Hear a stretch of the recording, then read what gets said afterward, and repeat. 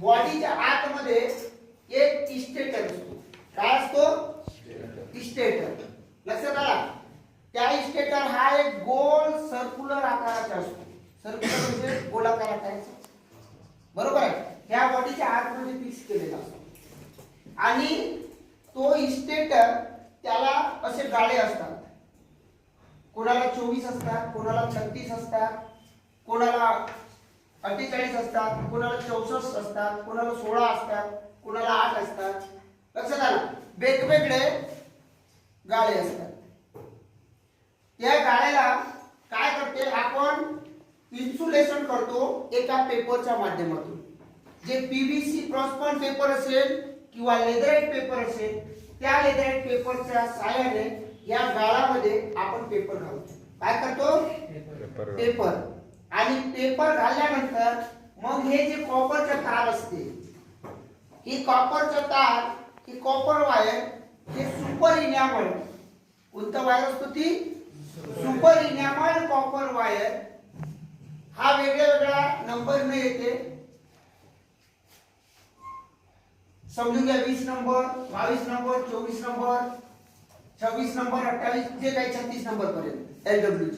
बरोबर आहे? तर ते वेगळ्या वेगळ्या नंबर प्रमाणे वायर येते. तर जेवढं जाड वायर आहे तेवढं नंबर कमी. लक्षात आला?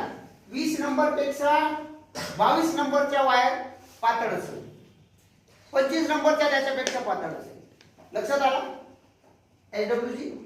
तर हा जो वायर असते, हा वायर आपण जे काही वायर असेल, जे आपण मोटर वाइंडिंग नाही करत. तुम्ही कधी मोटर वाइंडिंग वर्कशॉप बघितलं का? नाही. मोटर रिवाइंडिंग वर्कशॉप असतो. बॅचचं नाव सुद्धा असते मोटर रिवाइंडिंग. बरोबर आहे? तर आपण काय करतो? मोटर रिवाइंडिंग करतो. आणि रिवाइंडिंग म्हटला की जे पूर्वी होता तेच आपल्याला टाकावं लागतं. आपल्याला आपल्या डोक्याला काही बदलायची गरज नाही. लक्षात आलं? जे पूर्वी जे वायर निघाला तोच वायर घ्यायचं. जे कॉइलचा साईज आहे तीच कॉइलचा साईज घालायची. जेवढे टर्न आले तेवढे. तर मग याच्यासाठी आपल्याला वाइंडिंग करताना लक्षात घ्यायला लागेल की टर्न वेट, गेज साईज, हे 4 गोष्टी लक्षात घ्यायला लागतील. तुम्हाला जे कूलर, पंखा, जे काही मोटर बनवायला लागेल, तर त्याच्यामध्ये त्याचे टर्न, त्या वेळे किती आहे त्या कॉइलला, त्या कॉइलचा साईज काय आहे, त्याला वजन किती होता तारेला, बरोबर, आणि कोणत्या साईजचा वायर होता, हा लक्षात घेणे गरजेचं असते. आणि याच्यानंतर ही वाइंडिंग केलेली असते. बरोबर आहे? केलेली असल्यामुळे या वाइंडिंग मध्ये नेमकं आता हे वाइंडिंग करणं सोपं आहे. जसं होते तसं काढलं आणि ते टाकलं. आता समजून घ्या, कोणी मेकॅनिक 1 दिवस लावते, कोणी 3 तासात करतो, कोणी 2 तासात करतो. त्याची जशी प्रॅक्टिस राहील त्याप्रमाणे तो वाइंडिंग करू शकतो. बरोबर आहे? पण मग धोका कुठे अटकते की ह्या वाइंडिंगचे कनेक्शन नेमके कसे असतात, कोल्ड पिच, मग ते नंतर शिकवतो मी. तिकडे गेला तर पूर्ण दिवस खाईल. लक्षात आलं? वाइंडिंगच्या डीप मध्ये गेलं तर ते पूर्ण दिवस जाईल. मग आजचा दिवस आहे जे वाइंडिंग कळली, वाइंडिंग कुठे बसवली, बरोबर आहे? ते हे वाइंडिंग, या वाइंडिंगला आपण सप्लाय देतो, इलेक्ट्रिक सप्लाय देतो. जेव्हा आपण इलेक्ट्रिक सप्लाय देतो तेव्हा या तारेमधून जेव्हा करंट वाहू लागतो तेव्हा या तारेमधून करंट वाहला की याच्यामध्ये जे स्टेटर असते त्या स्टेटरवर चुंबकत्व तयार होते. का तयार होते? चुंबकत्व. आणि तो चुंबकत्व असा तयार होते की रोटेटिंग मॅग्नेटिक फील्ड, म्हणजे फिरता चुंबकीय क्षेत्र, म्हणजे 360 डिग्री मध्ये वाइंडिंग केलेली असते. गोल अर्धवट केलेली असते का? नाही. हे पूर्ण कंटिन्यू सर्क्युलर आकारात 360 डिग्री मध्ये, म्हणजे त्याच्यामुळे एक रोटेटिंग मॅग्नेटिक फील्ड तयार होते. काय? फिरता चुंबकीय क्षेत्र. समजून राहिला मी काय बोलून राहिलो? तर फिरता चुंबकीय क्षेत्र तयार होते. आणि हा फिरता चुंबकीय क्षेत्र तयार झाला की याच्या मधात हे स्क्विरल केज रोटर असतो. हा रोटर कोणता आहे? इथे रोटरचं नाव आहे. ह्या रोटरचं नाव आहे स्क्विरल केज रोटर. या रोटरचं नाव काय आहे? Squirrel cage rotor.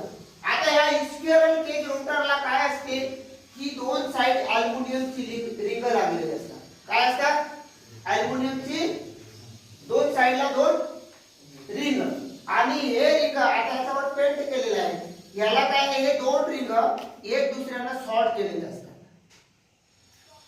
Short conductor असतात, म्हणजे दोन्ही रिंग एक दुसऱ्याला शॉर्ट केलेले असतात आणि ते शॉर्ट केलेले जे कंडक्टर असतात आणि ते दोन या रोटेटिंग मॅग्नेटिक फील्डच्या आतमध्ये जेव्हा रोटर ठेवलेला असतो आणि याचं जे फिरता चुंबकीय क्षेत्राला हा रोटर मधले जे कंडक्टर आहे ते विरोध करतात, ते काय करतात, विरोध करतात, बरोबर आहे. आणि विरोध केल्यामुळे याच्यामध्ये फॅराडेचा इलेक्ट्रोमॅग्नेटिक जे सिद्धांत त्याच्यामुळे या रोटर मध्ये इंडक्शन होतो. काय होतो, इंडक्शन होतो, इलेक्ट्रोमॅग्नेटिक इंडक्शन होतो आणि याच्यामध्ये एडी करंट वाहू लागतो. कोणता, एडी करंट. आणि जर एडी करंट वाहू लागला तर याच्यामध्ये मग एक करंट वाहू लागला तर ईएमएफ उत्पन्न होते आणि त्या ईएमएफ ला म्हणतो आपण बॅक ईएमएफ. त्याला कोणता ईएमएफ म्हणतो, जे रोटर मध्ये उत्पन्न होते त्याला बॅक ईएमएफ म्हणतो. आणि मग हे याला दिलेला ईएमएफ आणि याला दिलेला करंट आणि याच्यामध्ये उत्पन्न झालेला ईएमएफ आणि याच्यामध्ये वाहणारा करंट हे एक दुसऱ्याला काय करतात, विरोध करतात. काय करतात, विरोध. पण हा जो रोटर असते हा सॉफ्टिंग वर बसलेला असतो. कुठे बसलेला असतो, सॉफ्टिंग वर. आणि ही सॉफ्टिंग जी आहे या दोन्ही कव्हरवर बेरिंगच्या साहाय्याने बसवलेली असते, या बेरिंगच्या साहाय्याने बसवलेली असते, म्हणजे ते एकदम फ्री असते. काय असते, आता दोघांच्या काय झाला, एक दुसऱ्याला विरोध केला तर ही जे मॅग्नेटिक पॉवर आहे हा स्थिर आहे, हे तर फिरू शकत नाही, हे लोडेड आहे. मग हा जो अस्थिर भाग आहे याला धक्का मारते आणि याला हा फिरणं सुरू होते, बरोबर आहे. आणि मग हा सेल्फ स्टार्ट फिरू लागतो. मग त्याची सामोरची थेरी नंतर शिकवी, पण ही का फिरते, बरोबर आहे. तर ह्या मोटर ही फिरू लागते आणि फिरलं की आपण ह्याच्या सॉफ्टिंग वरून मेकॅनिकल पॉवर घेतो. जी काही पॉवर घ्यायची आहे, जी पुली लावायची असेल, पाणी कूलर लावायची असेल, जे काही आहे ती मेकॅनिकल पॉवर म्हणजे सॉफ्टिंग वरून आपण घेतो. लक्षात आलं, कळलं. त्या मोटरच्या हे इंड प्लेट आहे, बरोबर आहे. ही सील आहे, बरोबर आहे. ही बेरिंग आहे, ही बेरिंग इनर कॅप, जी बेरिंग साखर मागे पुढे जाऊ नये म्हणून त्याला काय असते, आतमध्ये कॅप असते या कव्हरला लावण्यासाठी. हे जे बोल्ट असतात ही कॅप त्या बोल्टने असलेली, कारण की हा बेरिंग इकडे तिकडे जाता कामा नये. लक्षात आलं. तर या रोटरचं नाव काय आहे, काय तिकडे रोटरचं नाव काय आहे, लिहिलं का. मग काय इथे परवचन ऐकायला आला, मी अजून मधून घेते, अजून मधून नाही, मी नाव सांगितलं ना. या रोटरला काय म्हणतात, नाव नाही सांगितलं, लिहायचं. जे मी सांगितलं ते रोटर नेमका कोण, रोटर म्हणजे प्रत्येक मोटरला असते, पण त्या रोटरचं नाव मी सांगते ना शिकवताना, ते लिहायला तुम्हाला काय होतं ते लिहून टाकायचं, आपल्याकडे नोट लक्षात राहायचं. लक्षात आलं. हे कामाचं आहे. हे मोटर हेच मोटर कूलरला असते, हीच मोटर पंख्याला असते, हीच मोटर फराटा पंख्याला असते, हीच मोटर पाण्याची मोटर असते, हीच मोटर आटा चक्कीला म्हणजे पीठ गिरणीला असते. लक्षात आला. तर ही मोटर होम अप्लायन्सेस मध्ये हे प्रत्येक कामात ही मोटर येते. आणि ह्या मोटर बद्दल माहिती आपली जे मिक्सर ग्राइंडरची मोटर आहे ते फक्त मिक्सर ग्राइंडरला असते, ड्रिल मशीनला असते, कटर मशीनला असते, ते जास्त म्हणजे तेवढी असते. पण ही मोटर प्रत्येक कामात प्रत्येक क्षेत्रात हीच मोटर जास्त वापरली जाते. लक्षात आला.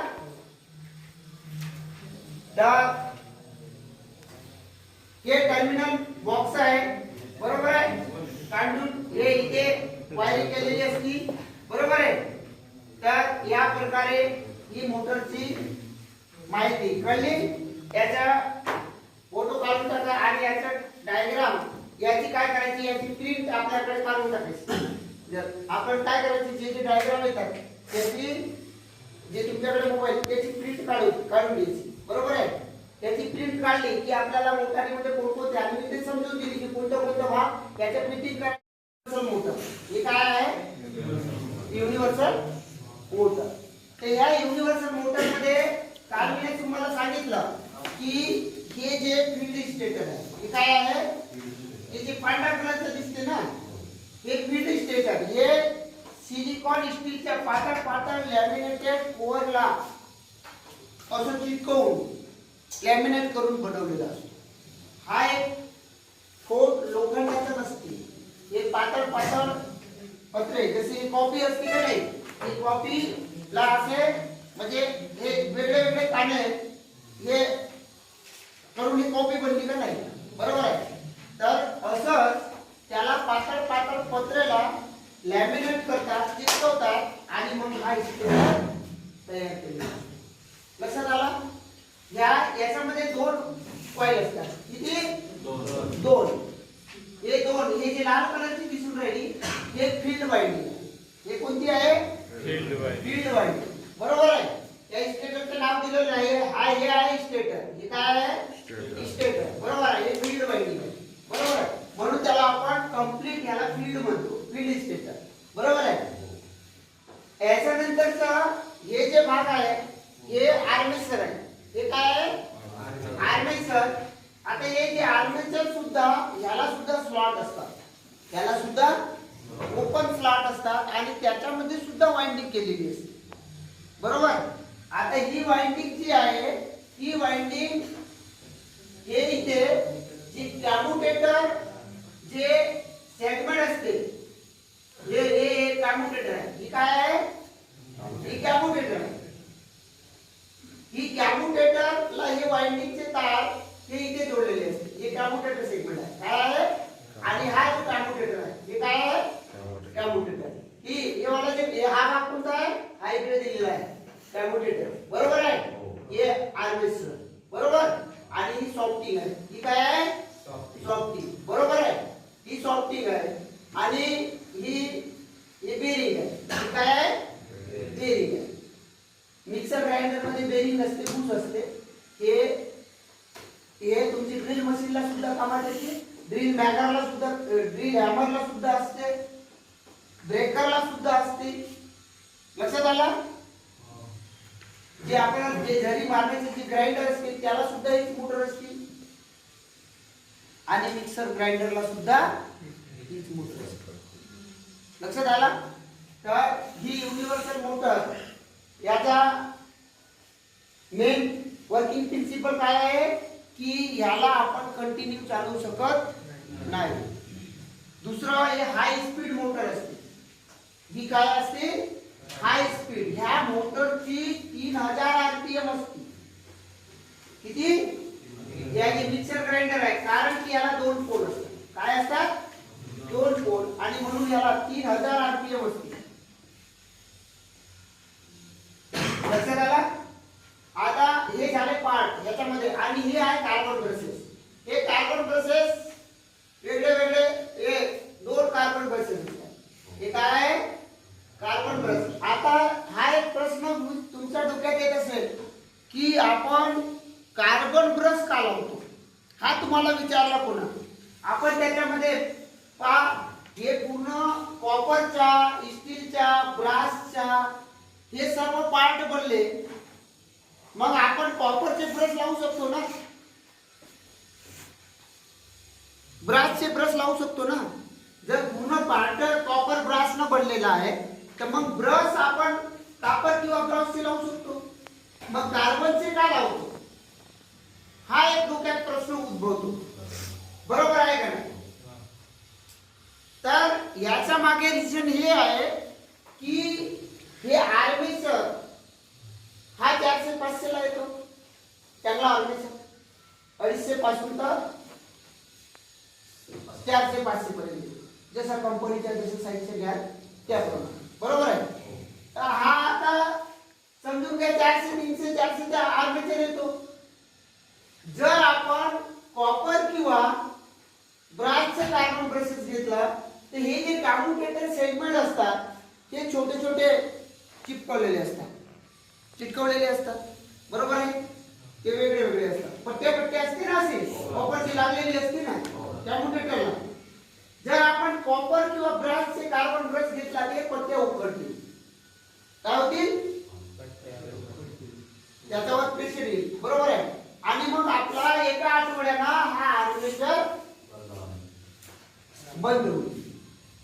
मग तुम्ही आठवड्यानं हा आर्मेचर बदलवाल का? म्हणून आपण हे कार्बनचे प्रोसेस लावतो, जेणेकरून या कार्बन ब्रशची झीज होते पण कॅम्युटेटरची झीज होत. 300 रुपयाचा आर्मेचर बदलले हे सोयीस्कर नसतो, म्हणून आपण कार्बनचे ब्रशेस वापरले जातात. लक्षात आलं? हा लक्षात ठेवायचं की कार्बन ब्रश आपण का वापरतो. आपण कॉपर किंवा ब्रासचे ब्रश का वापरत नाही, तर त्या कॅम्युटेटरच्या प्रोटेक्शन करिता आपण कार्बनचे ब्रशेस वापरले जातात. लक्षात आलं? दुसरी या मोटरमध्ये काय याची विशेषता म्हणजे याचे गुणधर्म काय काय असतात. एक तर ही हाय स्पीड असते, दुसरं याला स्टार्टिंग टॉर्क म्हणजे ताकद ही जास्त असते. स्टार्टिंग टॉर्क जास्त असते. दुसरं ही मोटर ला रेजिस्टन्स कमी असल्यामुळे ही मोटर कंटिन्यू चालवता येत नाही, ही गरम होती, लवकर गरम होती. आणि या मोटरचा मेंटेनन्स थोडा जास्त असतो बाकी मोटारीपेक्षा. त्याला रिपेअरिंग जास्त म्हणजे वेळोवेळी कार्बन ब्रशेस बदलणे, कम्युटेटर जसं आर्मेचर फील्ड सुद्धा याचा रेजिस्टन्स कमी असल्यामुळे कधी गरम होऊन जोडू शकतो. बरोबर आहे. म्हणून या मोटरला आपण चालवताना ह्याचा मेंटेनन्स कसं करायचं. आता हे जे आहे त्याच्यानंतर मग मी बोर्डवर याचा डायग्राम तुम्हाला समजून देईन. बरोबर आहे. या मोटरमध्ये काय प्रॉब्लेम येतात. हा, बिघाड आला तर याच्यामध्ये पहिले सांगितलं की हे मोटरचा रेजिस्टन्स कमी असतो, तर हे मोटर वेळोवेळी ट्रिप मारतो OLC ला पहिले. दुसरा प्रॉब्लेम हे असते की हे जे कार्बन ब्रश असते हे कार्बन ब्रश जर लूज असले, याला स्प्रिंग असते, काय असते, हे स्प्रिंग जर लूज असले तर याला जे कम्युटेटरला जे कॉन्टॅक्ट आहे लूज असल्यावर आणि हे हाय स्पीड असल्यावर याच्यामध्ये स्पार्किंग होते. आणि स्पार्किंग झाले की एक कम्युटेटर सेगमेंट मध्ये शॉर्ट सर्किट होण्याची शक्यता असते. आणि त्याच्यामुळे मग जर कम्युटेटर सेगमेंट शॉर्ट झाले की मग तो आर्मेचर फेल होतो. लक्षात आलं? मोटर वेळोवेळी ट्रिप मारते, चालता ट्रिप मारते. लक्षात आलं? तर पहिला याच्यामध्ये एक ठेवायचं की हे कार्बन ब्रश हे टाईट असले पाहिजे. लक्षात आलं? लूज असल्यावर स्पार्किंग होते आणि स्पार्किंग झाल्यामुळे हे जे कम्युटेटर सेगमेंट आणि हे जे कम्युटेटरचे पट्टे आहेत ते शॉर्ट होण्याची शक्यता असते. लक्षात आलं? मग आर्मेचर बदलावं. मग काय करावं लागते? आर्मेचर बदलावं. म्हणून त्याला जे कार्बन ब्रशेस आहे ते कार्बन ब्रशेस व्यवस्थित आणि टाईट असले पाहिजे. आणि दुसरं की लूज असल्यावर मग व्होल्टेज प्रॉब्लेम येते, धरपकड स्पार्किंग तर होतेच. मग मोटर मध्ये काय होते, जर कार्बन ब्रशेस बरोबर कनेक्ट धरपकड करत आहे तर त्याच्यामध्ये व्होल्टेज व्हेरिएशन होते. बरोबर आहे. व्होल्टेज मिळेल सुटेल. बरोबर आहे. तर यामुळे काय होते, त्या मोटारमध्ये या मोटरचा जे फील्ड आहे ते फील्ड सुद्धा गरम येते. लक्षात आलं? आणि मग अशामुळे ते मोटर मध्ये बिघाड उत्पन्न होऊ शकतात. आणि मग जर मोटारीला जर जसं तुम्ही हार्ड मटेरियल हे करत आहात, बरोबर आहे, तर मग अशा वेळेस ही जी इथे OLC असते, ओव्हरलोड रिले असतो, याच्यामध्ये मिक्सर ग्राइंडर नाही आहे. हे जे फक्त तुमच्या ड्रिल मशीन साठी हे आहे, हे मिक्सर ग्राइंडरचं नाही.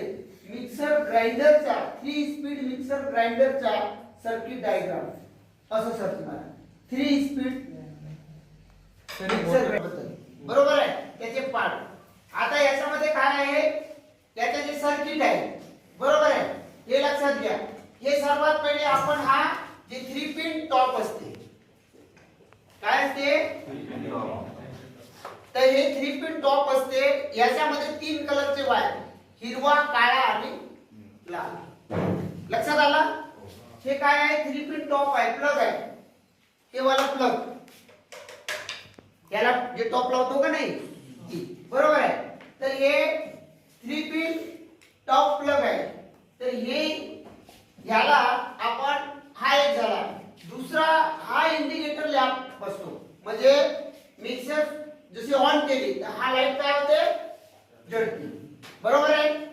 त्याच्यानंतर हे ओव्हरलोड रिले जी खालती असते तळाला बरोबर आहे ती ही ओव्हरलोड रिले आहे याला एक नॉब असते बरोबर आहे। ही नॉब जर एवढी असली तर ते सुरू आणि हे लांब निघाला तर हे समजून घ्या की ओव्हरलोड रिले हा ट्रिप झालेला आहे एमसीबी पडते। ओव्हरलोड झाल्यावर काय होते एमसीबी ची नॉब खाली पडते तशी याची नॉब लांब होते बरोबर आहे। ही लांब झाली की मग त्याला प्रेस करायची बरोबर आहे। आणि त्याच्यानंतर मग ही मोटर असते काय असते मोटर आणि ही आहे रोटरी स्विच। ही काय आहे रोटरी स्विच। ही रोटरी स्विच आपल्याला 3 स्पीड लो मीडियम हाय बरोबर आहे। ते ही लो मीडियम हाय ही 3 स्पीड आपल्याला या रोटरी स्विचच्या माध्यमातून मिळते लक्षात आला। आता ही 3 स्पीड पूर्ण होते ही 3 स्पीड ह्या वाइंडिंग मधून टॅपिंग काढलेली असते ह्या वाइंडिंग मधूनच टॅपिंग काढलेली असते। समजून घ्या 250 टर्न त्याला फुल स्पीडला हाय स्पीडला असेल तर मग मीडियम स्पीडला त्याला टर्न वाढवावा लागते। जसं 30-40 टर्न वाढवला तर 30-40 टर्न वाढवला तर 30-40 टर्नचा रेजिस्टन्स वाढतो तर रेजिस्टन्स वाढला तर काय होतं करंट कमी होते आणि करंट कमी झाला की स्पीड कमी होते। सिद्धांत काय म्हणतो मोटरचा की आपण टर्न वाढवला तर रेजिस्टन्स वाढला बरोबर आहे। तारेची लांबी वाढवला तर काय होईल रेजिस्टन्स वाढेल आणि रेजिस्टन्स वाढला तर करंट कमी होते ओमच्या नियमानुसार बरोबर आहे। आणि करंट कमी झाला तर मग स्पीड कमी होते स्पीड कमी होते तर ते जी कमी टर्न वाली होती हाय स्पीड त्याच्यापेक्षा आपण टर्न वाढवला तर मग मीडियम स्पीड आणि त्याच्यापेक्षा मग अजून 30-40 टर्न अजून वाढवला तर मग अजून स्पीड कमी होती अजून स्पीड कमी होती आणि मग ती लो स्पीड वर लक्षात आला। तर असे या वाइंडिंग जे फील्ड वाइंडिंग असते त्याच्या आतूनच टॅपिंग काढलेली असते लक्षात आला। तर हे जे आहे याच्यामध्ये 3 वायर आहे जे लाल वायर आहे ही हाय स्पीड आहे पिवळा आहे मीडियम स्पीड आणि निळावाला लो स्पीड लक्षात आला। या प्रकारे हा जो न्यूट्रल वायर आहे या न्यूट्रल वायरचा हे सिरीज मध्ये आहे ओएलसी या इंडिकेटरला फेज आणि न्यूट्रल डायरेक्ट मिळालेला आहे बरोबर आहे। याला 4 पॉइंट आहे हा एक इनकमिंग पॉइंट आहे आणि हे 3 आउटगोइंग पॉइंट आहे हे काय आहे 3 आउटगोइंग पॉइंट लक्षात आला। तर हे समजलं या मोटरीचे सर्किट डायग्राम समजला याचे पार्ट समजले। आता एक काम कर कंप्लीट मिक्स